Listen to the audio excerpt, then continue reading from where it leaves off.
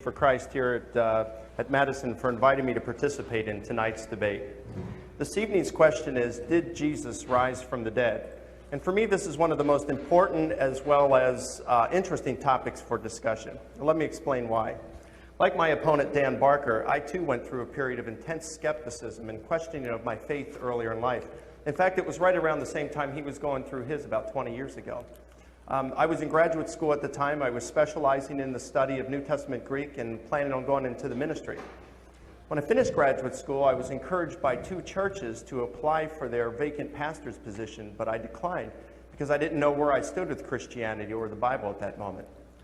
But after several years of really wrestling through the issues and looking at the data, I came to a different conclusion than Dan did in his search. I concluded that God exists and that he has actually revealed himself to mankind in Jesus Christ, and that the Christian view provides the most plausible and unified theory of reality. And it was the evidence for Jesus' resurrection that I found very compelling. Now, the reason Jesus' resurrection is so important is because the truth of Christianity hinges on this event. You see, while on earth, Jesus made some really radical claims. Now, when you go around making claims like this, your critics are going to ask you to show some signs, some proof or something, and Jesus' critics were no different. And when they did ask for a miracle or a sign, he said, I'll give you one sign, my resurrection from the dead. So the bottom line is this: if Jesus did not rise from the dead, then it means he flunked his own test and he's a false prophet whom no rational person should follow. On the other hand, if Jesus did rise from the dead, then it seems to me that he did so in confirmation of his personal and radical claims, and that gives us something that we're all going to have to think about. Well, then the question comes up, well, is there any good historical evidence that Jesus did indeed rise from the dead? I think that there is. You see, in antiquity as today, almost all writings contain traces of bias and propaganda, and some more than others. But nevertheless, with these in mind, professional historians are able to sort through the text and identify kernels of historical truths, or what they refer to as a basic layer of historical truths. For example, both Tacitus and Suetonius mention the Great Fire of Rome. Now, these two of the greatest Roman historians differ significantly on details regarding the event. In fact, they can't even be harmonized. Nevertheless, historians believe that the fire itself occurred. That's that basic layer of historical truth I'm referring to. Oxford University historian A.N. Sherwin-White says that the professional historian can identify this basic layer even in the most deplorable of third-hand sources. Now, when we come to the New Testament, scholars are looking for this basic layer of data. And although they are in much disagreement in the field over what can be known about Jesus apart from faith, there is almost a unanimous agreement regarding certain facts that are well evidenced. Tonight I'm going to focus on a few of these facts that form that basic layer that we're referring to. The facts I'm going to present are from a study that was concluded last year by Professor Gary Habermas, a specialist in the study of Jesus' resurrection. Habermas did a massive study of over 1,400 sources in English, German, and French on where scholars from 1975 to present stand on a number of issues related to Jesus' resurrection. And he found that there are a number of facts that are, number one, they're well evidenced, and number two, they're granted by virtually every single scholar who studies the subject, even the rather skeptical ones. Habermas refers to these as minimal facts. Tonight, I'm going to present some of these facts for you in my case for Jesus' resurrection. The benefit, I believe, of this type of approach to Jesus' resurrection is that it allows us to consider this question and answer it, did Jesus rise from the dead, looking at it like a historian would, rather than considering, is the Bible inerrant or is it inspired? So by doing this, we don't have to consider other issues about Jesus' resurrection, such as what was the nature of his resurrection body, and some of the events described in the Gospels. It's just like arguing for democracy without having to argue for that one must also be a Republican. So what are some of these minimal facts that Habermas discovered? Well, allow me to present four this evening. Fact number one, Jesus' death by crucifixion. That Jesus was executed by crucifixion is reported in all four Gospels. However, even a number of non-Christian sources mention the event. Josephus, Tacitus both mention that Pontius Pilate crucified Jesus. And you have Lucian, who in the middle of the 2nd century mentions, and he's a little later than Josephus and Tacitus, he mentions that Jesus was executed by crucifixion. And then even Mara bar Serapion in the latter part of the 2nd century mentions the event. Even the highly critical New Testament scholar of the Jesus Seminar, John Dominic Crossan, writes that he was crucified is as sure as anything historical can ever be. Fact number 2. Jesus' disciples believed that he had risen from the dead and had appeared to them. At least 9 sources in antiquity attest to the disciples' claims of Jesus' resurrection appearances. You have Paul, you have an early creed, such as one found in 1 Corinthians chapter 15, early sermon summaries, such as those found in Acts, all 4 Gospels, and 2 apostolic fathers who most likely were disciples of the apostles. And those 2 would be Clement of Rome and Polycarp. All of these attest to the disciples claiming that Jesus had risen and had appeared to them. Moreover, a number of sources in antiquity attest to the willingness of these disciples to suffer and even die for their conviction that the risen Jesus had appeared to them. This, of course, doesn't prove that their convictions were true, since we're all too aware that people are willing to kill themselves for their cause. Nevertheless, we wouldn't accuse people like, let's say, Muslim terrorists who blow themselves up in their cause. We wouldn't accuse them of dying for a known lie, because liars make poor martyrs. They died for what they believed to be true, and thus it is with the disciples. They were willing to suffer and even die for their belief that Jesus had risen from the dead. So we can establish that not only did the disciples claim that Jesus rose from the dead and appeared to them, they really believed it. Paula Fredrickson of Boston University, not a believer, comments, "I know in their own terms what they saw was the raised Jesus. That's what they say, and then all the historic evidence we have afterwards attests to their conviction that that's what they saw. I'm not saying that they really did see the raised Jesus. I wasn't there. I don't know what they saw, but I do know that as an historian, that they must have seen something." Fact number 3. The church persecutor Paul converted to Christianity because he believed that the risen Jesus appeared to him. Paul's change from being one of the church's most aggressive advocates to one of the church's greatest enemies to one of its greatest advocates is granted by virtually all scholars who study the subject. This fact is testified by Paul himself and confirmed both by Acts as well as an early oral tradition that was circulating in Judea at the time. Thus we have early eyewitness and multiple attestation to this fact. Moreover, his sufferings and martyrdom on behalf of the gospel are reported by several sources in antiquity attesting to the sincerity of his belief to have seen the risen Jesus. Fact number 4. The conversion of the skeptic James, the brother of Jesus, because he too believed that he had witnessed the risen Jesus. Although we don't have the same wealth of historical information on the life of James that we have for Paul, we have enough information to conclude that after the alleged event of Jesus' resurrection, James became a convert to Christianity because he believed that Jesus had risen from the dead and appeared to him. The Gospels report that Jesus' brothers, including James, were unbelievers prior to his death. After that, one of the ancient oral traditions, in fact, the one found in 1 Corinthians 15, mentions an appearance, a post-mortem appearance of Jesus to James. Then James is identified in several sources as a leader of the church in Jerusalem. And then later on we find in 3 sources, one of which is non-Christian from the 1st century, Josephus, that James was martyred for his faith. Gary Habermas shares the results of his recent research regarding the beliefs of Paul and James that the risen Jesus had appeared to them. He says, in particular, the credibility of the Apostle Paul's testimony that he also had an experience that he believed was an appearance of the risen Jesus is recognized by virtually all scholars.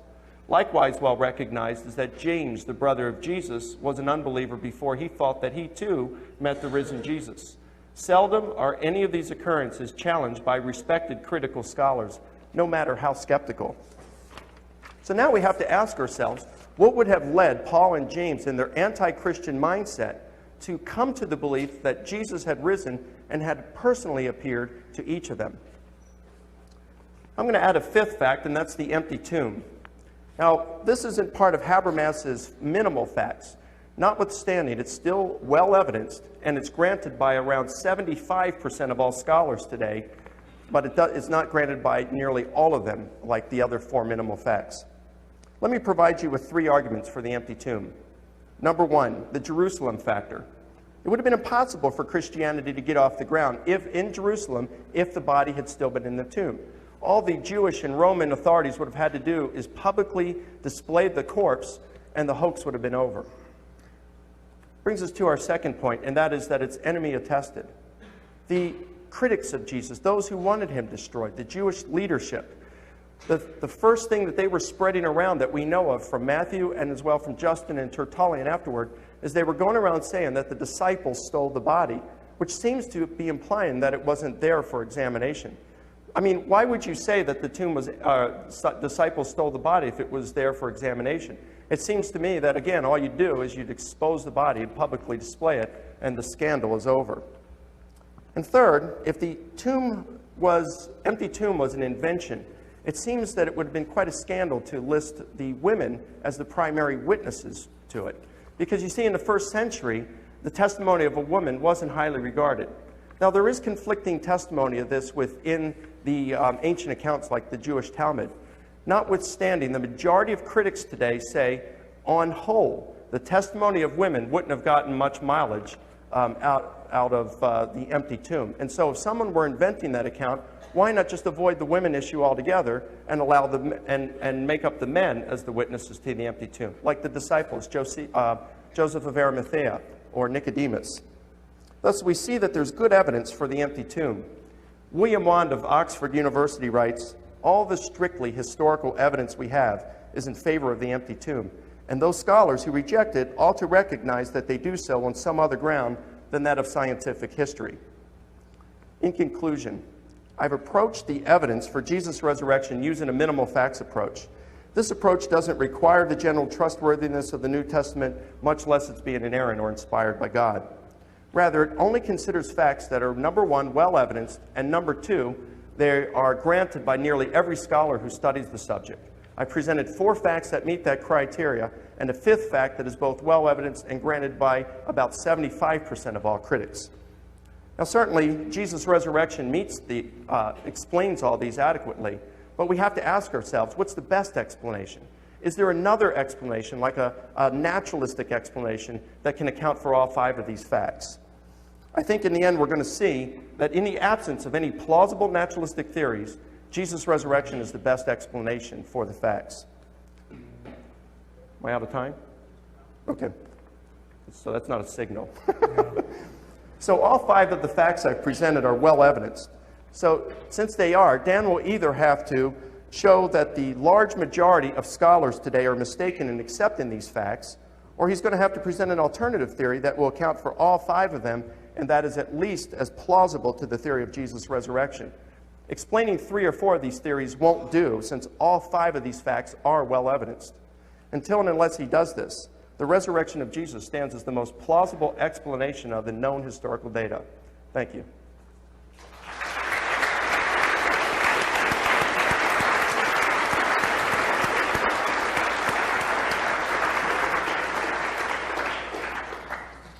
Now we hear from Dan Barker. Since I'm holding this microphone, it's easier to stay seated. I think you understand. Thank you, Mike. And thank you, Atheists of Wisconsin and Student Impact, Aaron and Emily and all you hard workers for putting this event on in my own hometown, close enough to walk to. I used to believe in the resurrection of Jesus. I believed it so strongly that I dedicated my life to it. I traveled as an evangelist. I was a minister in churches. I was a missionary in Mexico. In fact, I even wrote a musical about the resurrection of Jesus Christ in the late 70s, which is still being performed, by the way. And I'm still getting royalties from this, which is kind of fun. I put the money to good use. I believed, like what Paul said, if Christ be not risen, then our faith is in vain. And I dedicated my life 100%. I was a born-again Christian, an evangelical. I had a soul-winning ministry where people would come to pray and give their lives to Jesus and be reborn. All of that. The Bible says, by their fruits you shall know them. And my life manifested all of the fruits of the Spirit. I was sincere. I was not a phony. But then I changed my mind. I can't tell you that whole story tonight. I wrote a book about it, explaining how you can go from a soul winner to an atheist, basically through reading. Part of it was the resurrection of Jesus. Thomas Paine wrote, more than 2 centuries ago, is it more probable that nature should go out of her course or that a man should tell a lie? We have never seen in our time nature go out of her course, but we have good reason to believe that millions of lies have been told in the same time. It is therefore at least millions to one that the reporter of a miracle tells a lie. That's common sense. All of us believe that about other religions. We believe that about Christians. I used to believe that about Muhammad and the angel Gabriel giving him the recitations. As a non-Mormon, I believe that about Joseph Smith. It's easy to dismiss the lies and the fables and the exaggerations of other religions, but when it comes to our own faith, we think they are so precious. David Hume wrote, "No testimony is sufficient to establish a miracle. No testimony, unless that testimony be of such a kind that its falsehood would be more miraculous than the fact which it endeavors to establish." Carl Sagan liked to say, "Extraordinary claims require extraordinary evidence." There's no doubt that the claim that a man who was brain dead and heart dead for a number of days or a number of hours, who resuscitated bodily from the grave, there's no doubt that that is an extraordinary claim. That thing doesn't happen all the time. If it did, if people were routinely raising from the graves of Madison, well, then the miracle wouldn't count for much, would it? It has to be a special thing for it to count for a sign of God's power. So, yes, it's an extraordinary claim that a dead man came back to life bodily. But I don't think we even need to look for extraordinary evidence. I think in the case that Mike just gave us tonight, we don't even have close to ordinary evidence. I would think, let's first get the case up to ordinary evidence. Ordinarily, we would seek some kind of corroboration for the story from the contemporaries. Did you know that there is no corroboration for that story anywhere in the first century? Do you know that at least 40 people wrote about the early years of the Roman Empire in great detail, many of them about that area and about other self-proclaimed Christs, but nothing about Jesus? If Jesus really had resurrected from the dead, why are we only hearing it from his followers? Why did he not go to Pilate's front door and knock and say, "Hey, I'm here"? Why didn't he go to Herod's door? Why didn't he go to some historian? Why didn't he do it in the 20th century when we had video cameras? You know, when we could corroborate things a little bit better. Why are we having to rely on second, third, fourth-hand testimony? If it was ordinary testimony, we'd be able to cross-examine our witnesses. In a court of law, we'd be able to put them on the stand and look and find out something about these supposed witnesses. Peter, James, Paul. We can't do that. All of the Gospels were written anonymously. We don't know who wrote any of them. They were writing secondhand. They were writing late. We don't know anything else they wrote to check their veracity or their reliability. All we have are these religious, admittedly propagandistic documents. John even admits it, "I'm writing that you may believe." We can't cross-examine the witnesses. We have no idea of checking what kind of habits they are in about telling the truth or not. Especially given the fact that we know that human nature has this immense propensity to exaggerate, especially on religious grounds. If we had some direct eyewitnesses, that would be ordinary testimony. But you know what? We do not have a single eyewitness testimony of the resurrection itself. Well, actually, we do. The Roman soldiers said that they came and stole the body. But I doubt that you believe that eyewitness testimony. There is no eyewitness testimony. Ordinarily, you would expect to have some eyewitness testimony.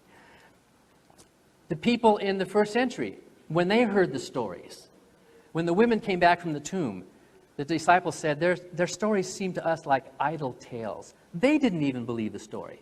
These women that they knew came back and told them, they didn't believe it. If they didn't believe it, why should I? Thomas, when Thomas heard the story, he did not believe it. These were people he knew and trusted, and he did not believe them. If Thomas didn't believe, why should I believe? Let me tell you what happened. Jesus did not bodily rise from the dead. People do not bodily rise from the dead. If they're really dead, they're dead. Well, my mom was resuscitated a couple of times through heart surgery, but she wasn't actually totally dead, you know. I mean, and if Jesus rose from the dead, well, then my mom would count as a resurrection as well. But supposedly Jesus was dead for how many days? Half a day or 2 or 3 days, depending on how you count it up. What happened is this.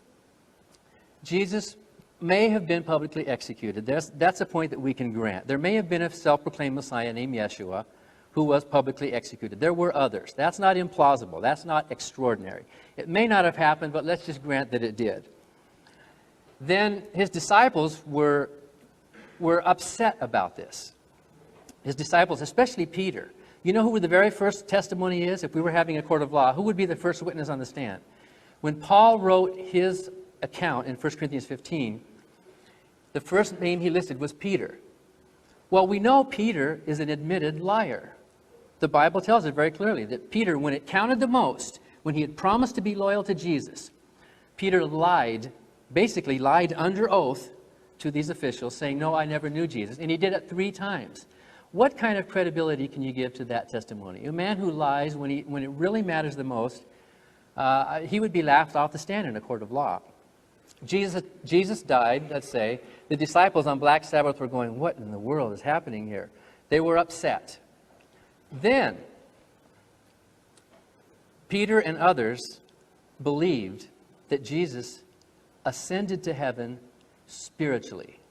That Jesus resurrected spiritually, not bodily. They believed that what happened to Jesus was the same thing that Christians believe happens to grandma when she dies, or what's going to happen to you when you die. You're going to die, your body's going to rot in the grave, but hallelujah, your soul's going to ascend into heaven. That's what the early Christians believed, and you can prove it using the New Testament documents. The earliest account we have, can we put up that thing about, that thing you typed in for me? If you can find it. There it is, okay. This is the earliest thing we have written. This was written around the year 55, which is a quarter of a century after the events. Jesus, if he was executed in the late 20s, maybe the year 30. This was the first thing we have written, 25 years later, written to a people in Corinth, which is more than 1,000 miles away. And Paul writes, and he obviously edits this thing. This is like a little hymn or a formula that he's reciting that he said he received from someone. Well, you can't see it. Well, just turn that off. I'll just talk about it. He said, Jesus was buried, he rose, and then he appeared to people. First to Peter, then to James, and then he obviously edits it because he said he appeared to me. So he's monkeying with the text a little bit. That word buried is not a tomb. The word tomb or sepulcher didn't come until Mark, which was around the year 70. Buried, what they did with executed criminals in those days was they just buried them in a common pit. If there's no mention of a tomb, there can hardly be an empty tomb if there's no mention of a tomb in this passage.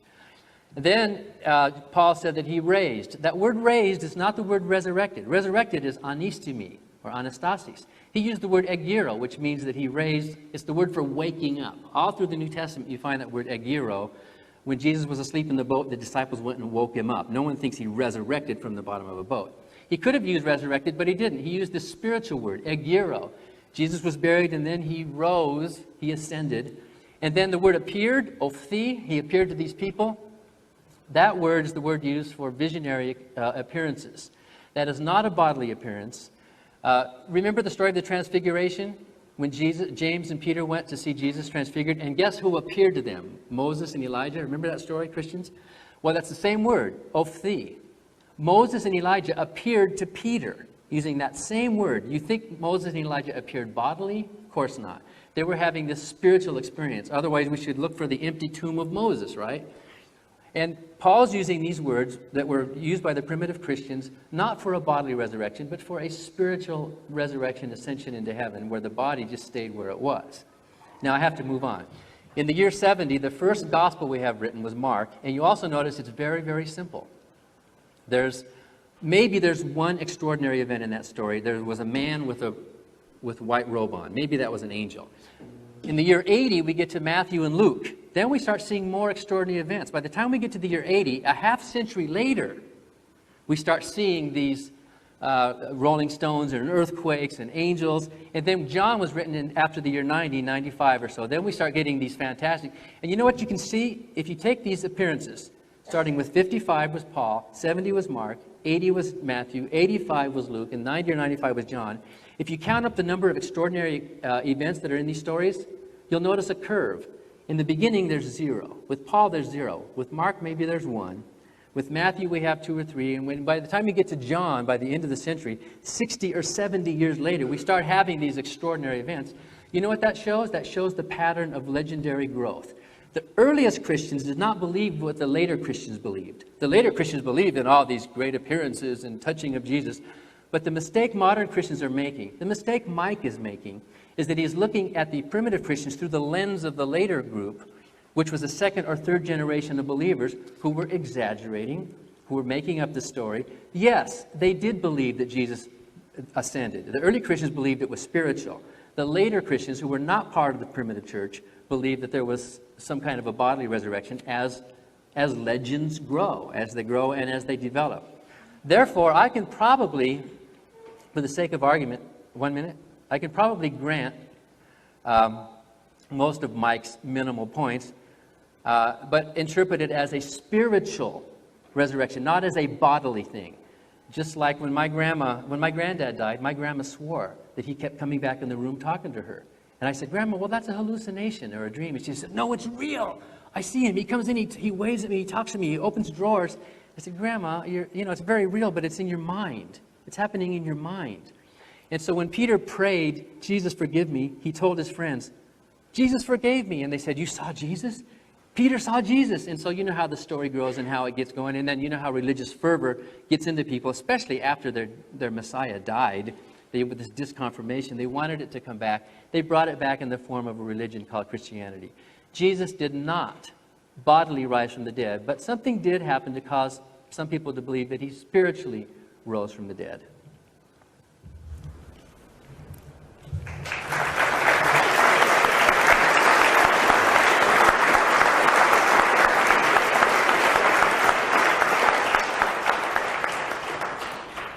Now we'll have 8-minute rebuttals from each, starting with Mike. I'll just stay seated this time then. Thank you, Dan, for that opening statement.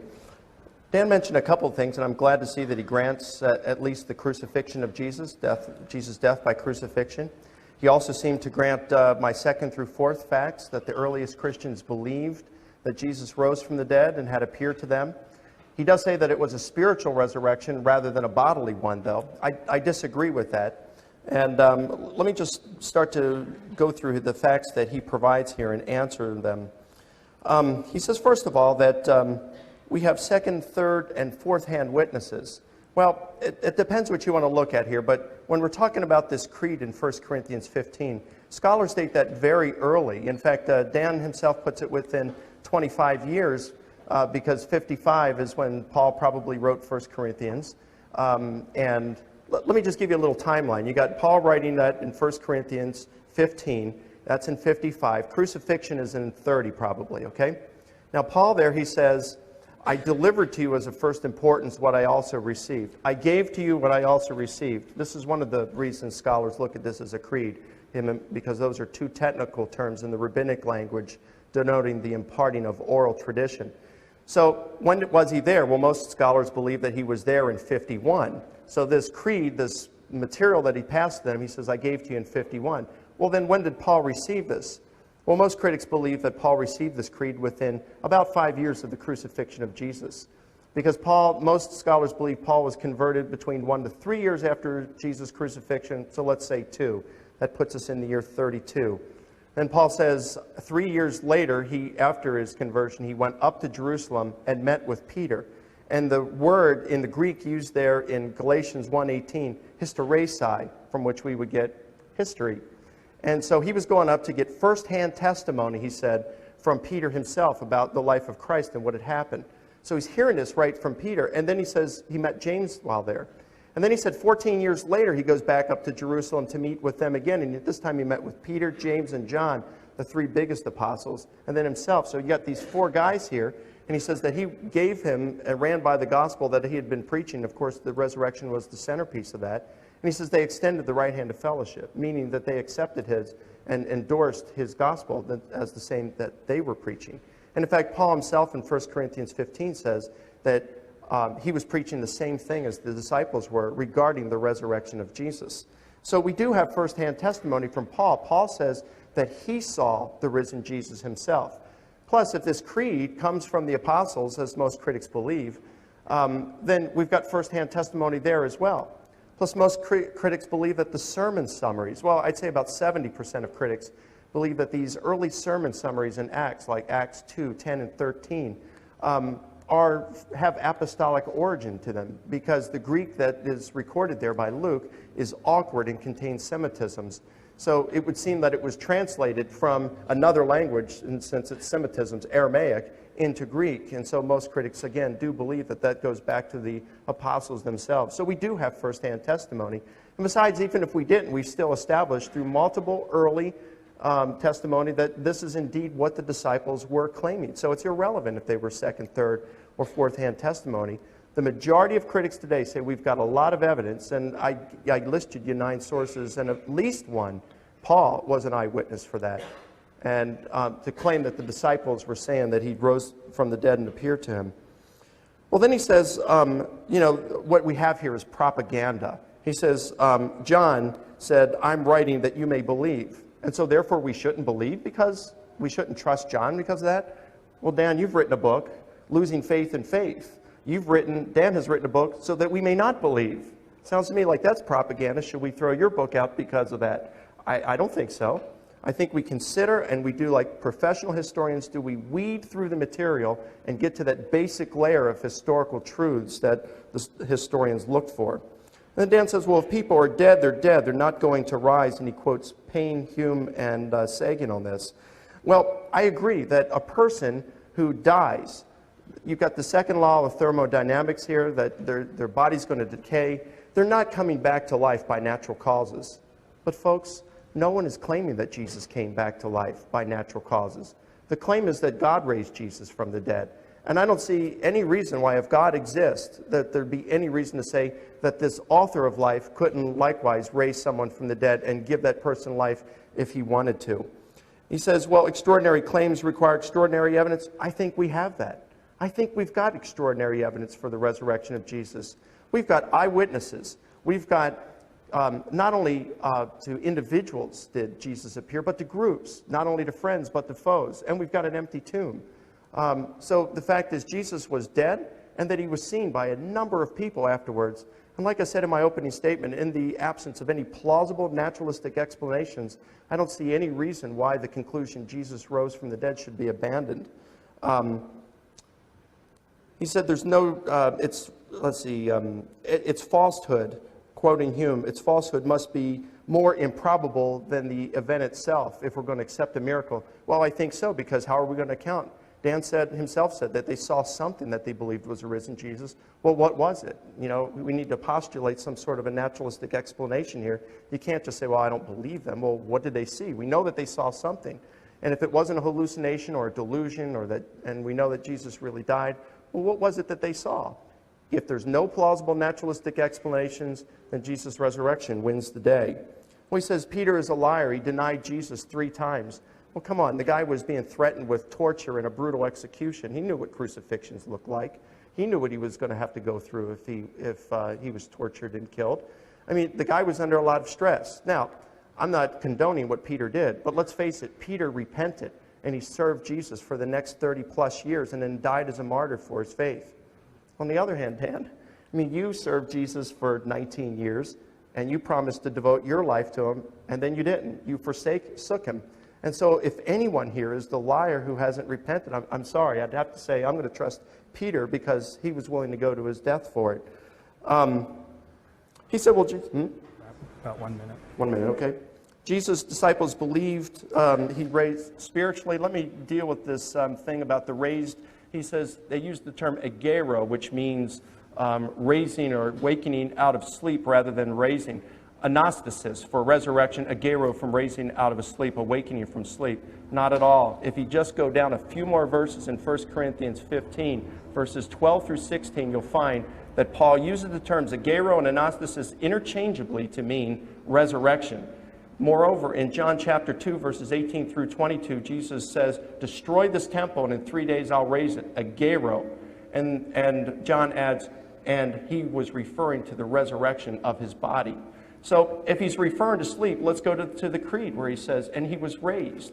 Well, if he's talking about a physical sleep, Paul adds the parenthetical statement after saying he appeared to more than 500. He says, most of whom remain until the present, but some have fallen asleep. That's why he's using a gero, because asleep was a euphemism to say a person was dead. Much like today we say the person has passed away.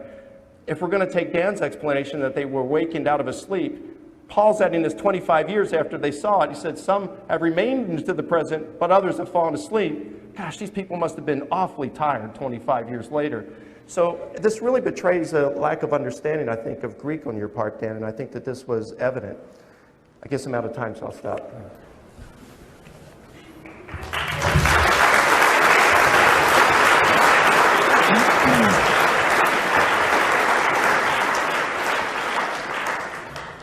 You ask, you were going to say something? No. Okay. You ask, so what did they see? Well, what did my grandma see? Would it have helped if I had gone to dig up my grandfather's grave to show her, Grandma, you're hallucinating? Would that have made any difference? I doubt it. She saw what she saw. People do hallucinate. People do imagine. We know that that happens. We don't know that dead people rise from the dead. Now, let's talk about Paul, because this is where the whole story shoots itself in the foot. Mike says that Jesus appeared to Paul. Now, you saw in 1 Corinthians 15 that Paul lists these appearances and then he tacks himself on the end. He's obviously editing it because he couldn't have been reciting something about himself until after himself. And he put it in the first person. How exactly did Jesus appear to Paul? You admit it's at least 2 years later, some years later, right? The body of Jesus supposedly rose from the dead and then physically ascended up into the real clouds. Physical body of Jesus, right? Up there, hanging up there somewhere physically, defying gravity for all this time. Paul is on the road to Damascus, and suddenly he hears a loud noise. He's knocked off his horse. He's knocked blind, and you wonder, how can a blind man see anything? Are you telling me that the physical body of Jesus was floating up in a real cloud above the road to Damascus? The actual physical body? I mean, did he need a haircut? Did he need to shave? I mean, how did he relieve himself? Think about what you're saying. Paul said that Jesus appeared to him, and you use that example to show that what this word appearances mean. I don't think anyone believes that Jesus appeared bodily, physically to Paul at that point. He had what some people would call a spiritual, maybe epileptic experience. I mean, it sort of looks like epilepsy, a person who falls off his horse and hears voices. Paul never claimed to have met Jesus before that. He wouldn't have recognized him. How would he have known who it was? In fact, there's 3 different accounts of that conversion experience, and they disagree with each other, because in one account, the disciples said they heard the voice, and in another account, they said they did not hear the voice. The accounts of the resurrection are hopelessly contradictory, by the way, and if you would like a list of 17 clear contradictions in the resurrection story, there will be some in the back table on the way out, and I don't have time to go through all of them. But clearly, and then when Paul's later explaining to Galatians about his experience, he said, when it pleased God to reveal his Son in me. He described that experience later to the church at Galatia by saying, God revealed his Son in me. He didn't say Jesus came up and shook hands with me. He didn't say, he said, peekaboo, who is this? He didn't say he met a body.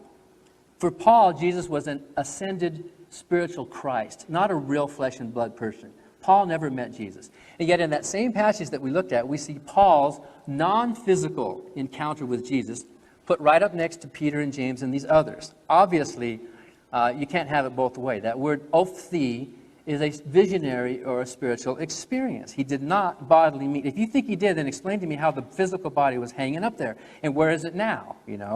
Does he need to wash his clothes once in a while? I mean, is he physical or not? We don't know how the disciples died. We don't know about how any of them died. As second-century sources, except for Judas, for which there are 2 contradictory accounts of his death, and Stephen, we don't really know how any of them died.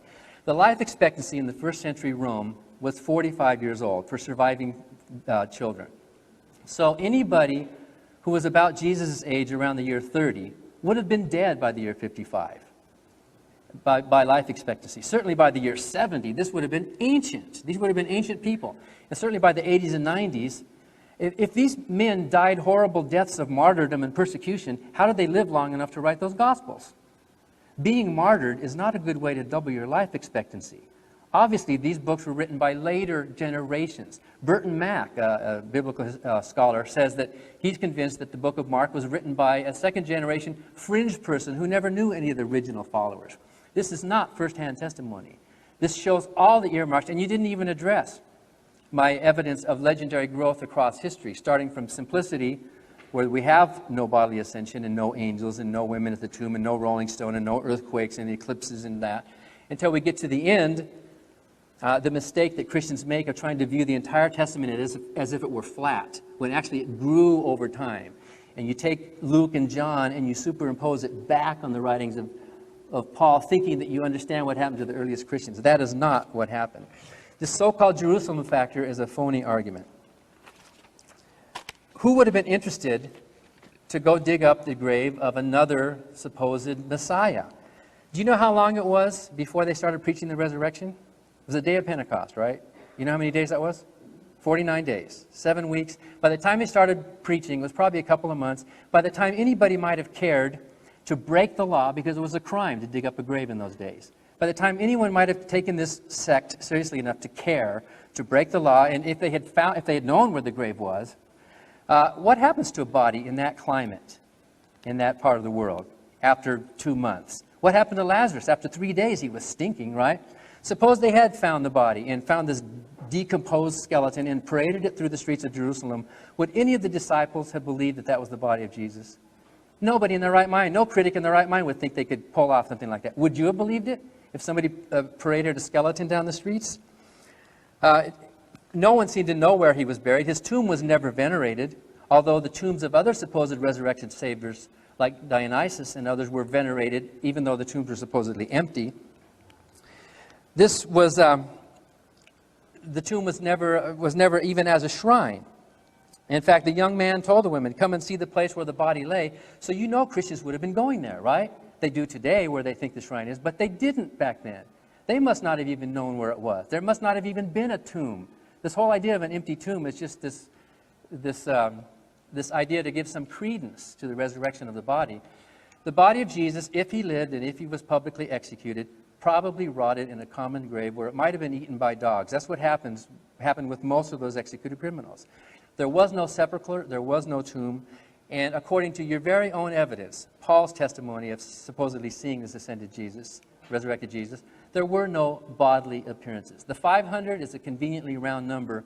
Who in Corinth, a quarter of a century later, would have got that document and said, "Oh, he was seen of 500. Well, what are their names? What are their addresses? Who were they? Why did no other historians of the time notice anything?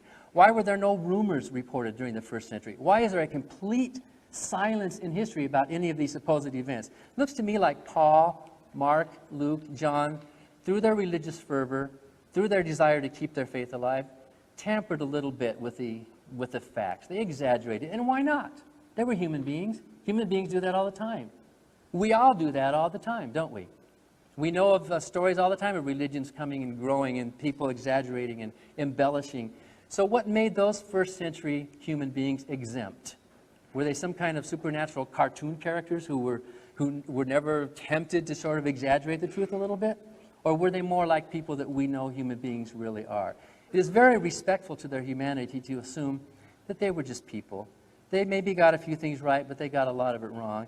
And certainly the evidence that Mike has presented and the evidence that we have through these friends and followers of Jesus doesn't even come close to ordinary testimony. I don't believe it. I'm convinced Jesus did not and could not have risen from the grave.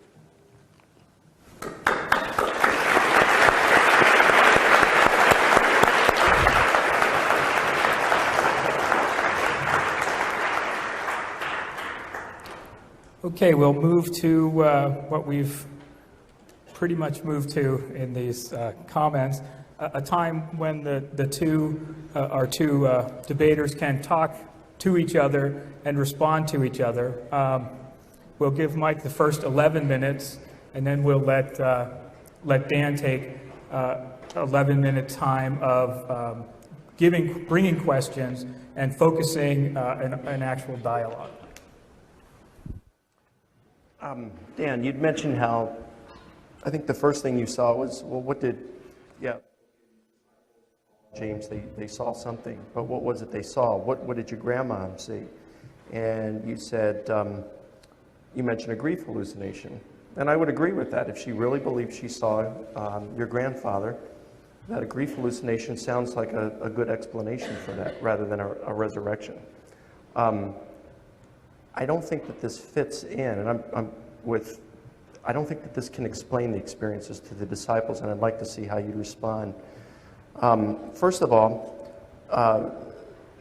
in the creed itself, and you'd mentioned a couple times about the evolution in the Gospels. I'm not going to deal with that. I don't think I need to, because the evidence I presented was from very early material, such as the creed, the eyewitness testimony of Paul, and the sermon summaries, which are things which are traced back to the apostles.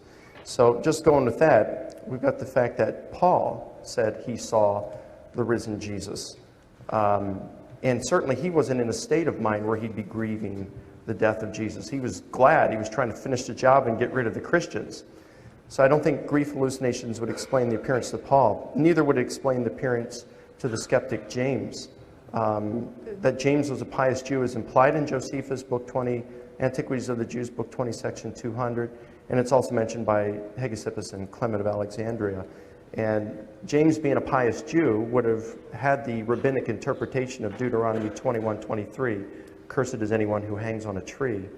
And so he would have seen his brother as cursed by God, and therefore he wouldn't want to follow a false Messiah, so he wouldn't be expecting him to come back. And then grief hallucinations don't explain the empty tomb. If the tomb was empty, well, the body would have still been in there, even if they'd experienced hallucinations. And then finally, we know that hallucinations aren't collective. They're not seen by groups of people as in a single hallucination. Like, for example, if we held everybody in here for 5 days and didn't let them go to sleep, then they would start to experience sleep deprivation and would hallucinate. But they wouldn't hallucinate the same thing. I mean, they might hallucinate you flying or me doing something else, but they wouldn't all experience the same hallucination, and yet we have at least three group appearances in the creed itself, which is very early, that talk about Jesus appearing to groups. So how would you respond to those? Well, I don't think what happened was necessarily grief hallucination. I use my grandmother as an example of what the human mind can do. The human mind is very creative in all sorts of ways. If I'm sleep deprived, I will have some slight things happen in my brain that aren't normal. I mean, we've all gone through that, right? But think of this. Peter supposedly loved Jesus. He promised to be a follower of Jesus. He spent all these years with him, supposedly seeing the miracles, supposedly seeing firsthand all this power and feeling the Spirit of God. He supposedly knew all of this stuff. And when it really mattered, he denied Jesus for whatever reason. Maybe I don't blame him. You know, I'd probably do the same thing. But he did. He did lie, and you admit that he lied when it really could have mattered to him. Because he could have told the truth and expected a miracle to save him, like Jesus could have done. But no, he apparently wasn't trustful enough of the miracles of Jesus to have trusted him to go ahead and tell the truth. Well, Jesus died. They were expecting this kingdom to go on, and then he's crucified. He's executed, publicly executed. It wasn't on a T-shaped cross, but it was on some kind of a stake. And then here's the disciples. They're all upset. And imagine how Peter felt. If you don't want me to interrupt, just say it, and you can set the tone that way. I'm just hoping that we can have a dialogue, and I know I talked for a little bit, so if you want to finish out, feel free to say that. But as far as the stake and stuff, I mean, I wouldn't mind addressing that. It's not relevant. It doesn't matter to me. If he died, he was through a public execution of some sort, either on a stake or a T-shaped cross, probably on a stake. The T came from Tammuz later. But imagine how Peter must have been feeling, right? His close friend, he's devoted his life to this guy, these years to this guy, and now he's dead, right? On Black Sabbath, on Saturday, even according to you, there was no resurrection. They were confused, right? Even they've heard him talk. They've heard that verse that you quoted, that I'll raise this temple in 3 days. And they still didn't have any hope. They were confused. Imagine that you had a real nasty fight with your wife or loved one, and you said some things that you really regretted. And then you're thinking, oh gosh, I should apologize for that. I shouldn't have said that. That was horrible. But before you get a chance to apologize, she dies. Well, not only are you dealing with the tragedy of her death, you're also feeling kind of, ooh, I wish the last thing I said to her hadn't been that. Oh, you know, you'd be feeling really horrible. You'd want to be forgiven. You'd want to make it right in some way. You'd wish, you might even say, oh, honey, I'm sorry. You might talk to her, you know. Oh, you're dead, but I'm so sorry what I said. I didn't mean it. You know, that's human nature to do that, right? People talk to dead ones, loved ones all the time. So Peter, realizing that he had betrayed his Lord, that he had lied, that he had made a fool of himself, and then he dies before he has a chance to make it right, obviously he's going to be in some mental anguish, maybe not a grief hallucination, but some kind of mental state. Oh, Jesus, I'm sorry. And he believed in the afterlife. He believed in spirits. He believed that Jesus would be alive somewhere. So he would talk, Jesus, please, I'm sorry. Please forgive me for what happened. I'm sorry. And then he hears the voice of Jesus. Jesus says, Peter, I forgive you. All is okay. I know. And now, you know what? Something like that could have happened. It happens all the time with Christians today, right? So Peter says, oh, great, everything is made right. And he goes and he tells his buddies, I talked with Jesus, and everything's okay. And his buddies, Peter saw Jesus? Peter saw Jesus. Jesus appeared to Peter. And then others, well, I'm going to pray too. Oh, yes, Jesus, yes. And Jesus appeared to me. That word appeared, ophthi, you agree, is used all the time for a spiritual, inner psychological appearance. Otherwise, we're looking for the...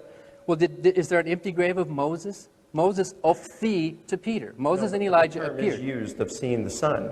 And in Greek, ophthe, in the aorist tense, of course, means that you saw something. It's a sight. So it could mean, hey, this is a sight right here. Now, it can be used in the sense of a vision, like it's used by Paul when he talks about when he was caught up into heaven. But he said, I don't know if it was in the body or not. So for Paul, it was so real, he didn't know if this was something that he would still say it had extra mental qualities to it. So no, I disagree that we're talking about a hallucination or some kind of... You do agree with me that ophthi is not necessarily a bodily physical appearance, right? Absolutely. Not necessarily. Right. And since it's used in the exact same construction in other parts of the Bible, Moses ophthi to Peter, right? Which no one took as a bodily appearance. I don't know about that. I mean, you're talking about the transfiguration there. Yeah. Why did Peter say, if it was that type, why did Peter say, let's build shelters for these guys? You don't do that for visions in heaven. You mean, so Moses died thousands of years earlier and his body, his physical body came back down on that mountain? You're talking about an actual physical body you could reach out and touch? Yeah. You think that happened? Yeah, I do. Yeah. Well, when and the language doesn't say wouldn't prevent that at all. Well, when Paul got this vision to go to Macedonia, remember that? Yeah. The Macedonian appeared to him in a vision. That word was ophthi. Yeah. He appeared to him. Was the actual Macedonian standing in the room as a physical man? I would say not. No. So you agree that that's an ambiguous word that doesn't necessarily mean a bodily physical appearance. And exactly why it doesn't. It can mean physical. It may mean non-physical, but that's precisely why you can't use that to say it meant a vision, because now you're saying it's requiring vision, and it doesn't follow. Okay, you tell me what's more likely. Did my grandfather physically, bodily appear to my grandmother, or was that a mental thing that happened? I think it was a grief hallucination on your grandmom's part, but that can't account for the appearances to the disciples. It may for Peter. Maybe you could say Peter was in a frame of mind. Well, Peter was the first one. Yeah, but it doesn't account for Paul. He wasn't grieving. James wasn't grieving. It wouldn't account for the empty tomb. And hallucinations aren't group appearances. And that's why, Dan, almost all scholars today reject the hallucination hypothesis. You said 75%, right, of scholars. The empty tomb. The empty tomb. Yeah, the empty How did you tomb. get that number? That came from Habermas's, and he consulted over 1,400 references by scholars written in English, German, and French since 1975 through the present. You know about the Westar Institute. Sure. Well, you know, there's 75 plus qualified scholars with PhDs or equivalent in the biblical languages, in the studies, who agree that Jesus did not. They're believing Christians, and they believe in God, and they believe in the Spirit, and they believe in miracles. Most of them do. And yet they, on scholarly grounds, reject the bodily resurrection. So sure they do, but by and far, most scholars today believe that the disciples held to a bodily resurrection. Gert Ludemann, have you heard of him? I know Gert Ludemann. Okay, he's an atheist New Testament critic. And let me read you something that Ludemann wrote. And this is on 1 Corinthians 15. Again, Ludemann is an atheist New Testament critic, and he says this: "Let me hasten to add that I do not question the physical nature of Jesus' appearance from heaven. Then he went on to explain why Paul is, in 1 Corinthians 15, referring to a physical body, then adds, all of this derives from Paul's inability to think of the existence of a person after death in a non-bodily form. So you have even critics saying, all right, they don't believe in the bodily resurrection of Jesus, but they'll at least say that the disciples held that. The disciples held to a bodily appearance of Jesus. And that's why, you know, the creed, you've got, Paul says that that Christ died for our sins, and that he was buried, and that he was raised on the third day. It's like what goes down in burial comes up in resurrection. And then 4 other times throughout 1 Corinthians 15, he says, it is sown and is raised, it is sown and is raised. What goes down comes up. And then elsewhere in Paul's writings, like Romans 8:11 and Philippians 3:21, he strongly implies bodily resurrection. Okay, then explain why in that same chapter, 1 Corinthians 15, Paul uses egiro for that formula, but later when he's talking, he mixes egiro and anastasis. Yep, those terms are used interchangeably. They're not used interchangeably. I think if you look at the text, you'll find it. I've looked at the text. They are used in a comparative way, not an interchangeable way. For example, Paul tells Christians, awake thou that sleepest and rise from the dead. He uses that phrase in the Bible. Awake thou that sleepest and rise from the dead. He's talking to living, breathing Christians, right? Not dead people. Right. He's telling them, awake thou that sleepest and arise. And so in other words, he's saying that even anastasis, even that word isn't necessarily a physical thing. He's telling... That's exactly right. Yeah, exactly. So it doesn't have to be taken. And in 1 Corinthians 15, Paul goes on to say very clearly, flesh and blood cannot inherit the kingdom of God. He's very clear about that. In the same context. Because this is my 11 minutes. Actually, let's make that your first question of your 11 minutes. The flesh and blood, so your first question here, the flesh and blood was a figure of speech. It's like today we say, and New Testament critics agree on this, today we talk about red-blooded males. Well, we're not referring to them being contrasted with a green-blooded male. And same thing back there when they were saying flesh and blood. If you look in the writings in antiquity, the Jewish writings, you'll find that it's referring just simply to a mortal person. So it wouldn't be a contradiction between Paul saying flesh and blood cannot enter. It's saying mortal beings can't enter the kingdom of God. And that fits in perfectly with his use of the terms spiritual. It is sown mortal, it is raised spiritual, meaning a holy body with its spiritual appetites juxtaposed to the natural fleshly body with its sinful appetites. So how long does that take after a person dies, after their body dies? How long did it take for Jesus' body to change from a physical... Is he still up there in a physical body right now? I think he is. A physical body? Yeah, and there's blood pumping through his veins and he has to get a haircut? No, I wouldn't say there's blood pumping through his veins, but we're not saying that. It's a physical body. Well, you just said it was. Is there a physical body Yeah, of but Jesus in then heaven now? you're mistaken. You're saying just because it's a physical body that we have all the bodily functions. I mean, you talked about him relieving himself, shaving and everything. Why do we have to assume that that's the case just because it's physical? It's an immortal body. Paul says it is sown mortal. It's sown natural.